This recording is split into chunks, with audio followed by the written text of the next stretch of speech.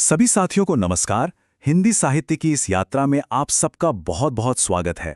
आज हम भक्ति काल, जिसे स्वर्ण युग भी कहते हैं, उसके एक बहुत ही महत्वपूर्ण पड़ाव पर हैं, सगुण भक्ति शाखा। देखिए, ये वो टॉपिक है जहां से परीक्षा में सवाल बनते ही बनते हैं। तो चलिए आज इसे मिलकर एकदम पक्का कर लेते हैं। तो आज का हमारा सफर कैसा रहेगा, एक नजर डालते हैं। हम भक्ति काल के एक छोटे से परिचय से शुरू करेंगे, फिर सीधे सगुण भक्ति की रामधारा में उतरेंगे।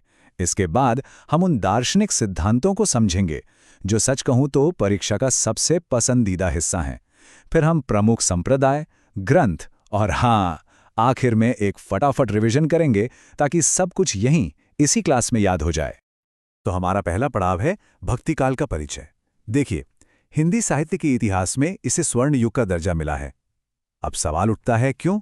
वो इसलिए क्योंकि इस दौर में साहित्य सिर्फ राजा महाराजाओं की कहानियां नहीं था, बल्कि वो ईश्वर से जुड़ने का, समाज को एक नई दिशा देने का एक बहुत बड़ा जरिया बन गया था। और इसे ठीक से समझने के लिए विद्वानों ने इसे दो मुख्य भागों में बांटा है। और वो दो भाग ये रहे आपके सामने। एक तरफ है निर्गुण भक्ति, जो ये मानती है कि ईश्वर का कोई रूप नहीं, कोई रंग नहीं, वो निराकार है, हर कण में मौजूद है।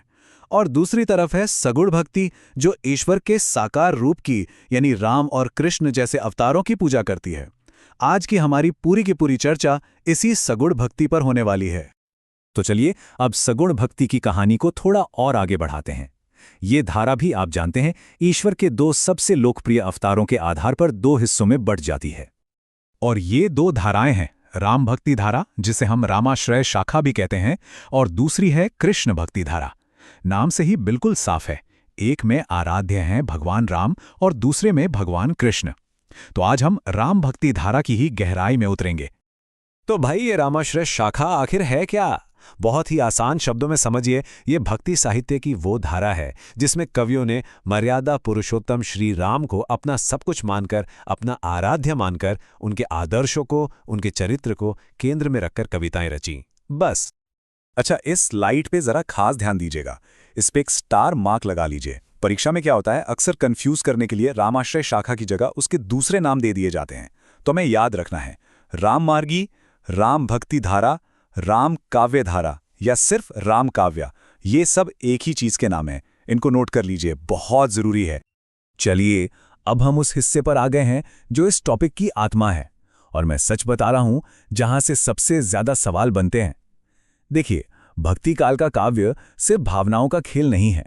इसके पीछे एक बहुत मजबूत दार्शनिक आधार है, एक फिलॉसफी है। तो चलिए इन सिद्धांतों को समझते हैं।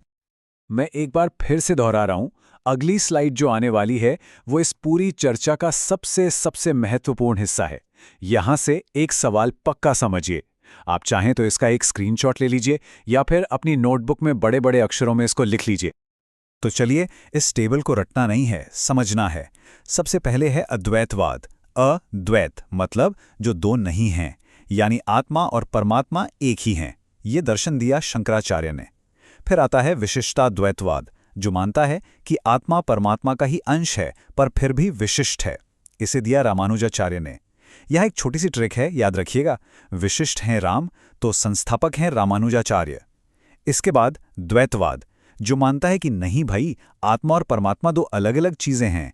इसके प्रवर्तक हैं मध्वाचार्य। इसी तरह द्वैताद्वैतवाद के निम्बार्काचार्य और शुद्धाद्वैतवाद के वल्लभाचार्य हैं। ये टेबल एकदम कंठस्थ होनी चाहिए, क्योंकि यहां से मैच द फॉलोइंग वाले सवाल सीधे सीधे आते हैं। इन दर्शनों को समझने के बाद अब ये जानना भी जरूरी है कि इन बड़े बड़े विचारों को आम लोगों तक पहुंचाया किसने? वो कौन से प्रमुख संप्रदाय बने जिन्होंने राम भक्ति को एक आंदोलन का रूप दे दिया? तो राम भक्ति से जुड़े दो सबसे प्रमुख संप्रदाय हैं, श्री संप्रदाय और रामानंद संप्रदाय। देखिए, श्री संप्रदाय का संबंध सीधे सीधे रामानुजाचार्य के विशिष्टाद्वैतवाद दर्शन से है, जो हमने अभी अभी पिछली स्लाइड में समझा है। और यहाँ श्री का मतलब है माता सीता, जो इस संप्रदाय की आराध्या हैं। इस परंपरा का महत्व इस एक मंत्र में ही झलकता है। ये रामानंद संप्रदाय का गुरु परंपरा मंत्र है। ये कहता है कि हमारी गुरु परंपरा सीतानाथ यानी श्री राम से शुरू होती है, जिसके बीच में रामानंद जी आते हैं और फिर ये हम तक पहुंचती है। इससे पता चलता है कि इस संप्रदाय में गुरु शिष्य परंपरा कितनी ज्यादा महत्वपूर्ण है। अब यहां से दो सवाल सीधे सीधे वन लाइनर सवाल बनते हैं। इन्हें दिमाग में बैठा लीजिए। पहला, रामानंद संप्रदाय के अनुयायी क्या कहलाते हैं? जवाब है बैरागी। और दूसरा, रामानंद संप्रदाय का दूसरा नाम क्या है? जवाब है रामावत संप्रदाय। बस ये दो फैक्ट्स बहुत जरूरी हैं। तो चलिए अब आते हैं साहित्य पर, यानी उन ग्रंथों पर जहां हमें राम भक्ति का असली रस मिलता है। और ये भी परीक्षा लेने वालों का एक पसंदीदा टॉपिक है, जहां ग्रंथ और रचनाकार का मिलान करने को दिया जाता है। चलिए अब कुछ बहुत ही जरूरी ग्रंथ और उनके रचनाकारों का मिलान कर लेते हैं। प्रतिमा नाटक के रचनाकार हैं भास। रघुवंशम, ये तो खैर महाकवि कालिदास की अमर रचना है। उत्तर रामचरित को लिखा है भवभूति ने। देखिए, इस टेबल में हर एक जोड़ी महत्वपूर्ण है, लेकिन रघुवंशम कालिदास और उत्तर रामचरित भवभूति, ये दो नाम तो परीक्षा में बार बार दोहराए जाते हैं। संस्कृत के अलावा भारत की दूसरी भाषाओं में भी रामकथा खूब लिखी गई, और इसका एक बहुत ही शानदार उदाहरण है बंगाला भाषा का कृतिवास रामायण। और इसे याद रखना तो भाई बहुत ही आसान है। ग्रंथ का नाम भी कृतिवास है और रचनाकार का नाम भी कृतिवास है। चलिए, अब जो कुछ भी हमने पढ़ा है ना, उसे परीक्षा से ठीक पहले याद करने के लिए 1 मिनट में तेजी से दोहराते हैं। ये एक रैपिड फायर राउंड है। मेरे साथ साथ मन में दोहराइएगा, ठीक है? पहला, अद्वैतवाद, यानी आत्मा परमात्मा एक हैं। कौन? शंकराचार्य। दूसरा, विशिष्टाद्वैतवाद। हमारी ट्रिक याद है? विशिष्ट हैं राम, तो रामानुजाचार्य। संस्कृत की अमर कृति रघुवंशम किसने लिखी? महाकवि कालिदास। और उत्तर रामचरित के रचनाकार कौन है? भवभूति। ये जोड़ी बिल्कुल नहीं भूलनी है। और आखिर में कृतिवास रामायण, जो बंगला भाषा में है, उसके रचनाकार भी हैं कृतिवास। इसे याद रखना सबसे आसान है। तो आज की इस चर्चा को हम इसी सवाल के साथ खत्म करते हैं। जरा सोचिएगा कि राम भक्ति शाखा के जो सबसे बड़े कवि हैं गोस्वामी तुलसीदास, वो इनमें से किस दर्शन से सबसे ज्यादा प्रभावित थे?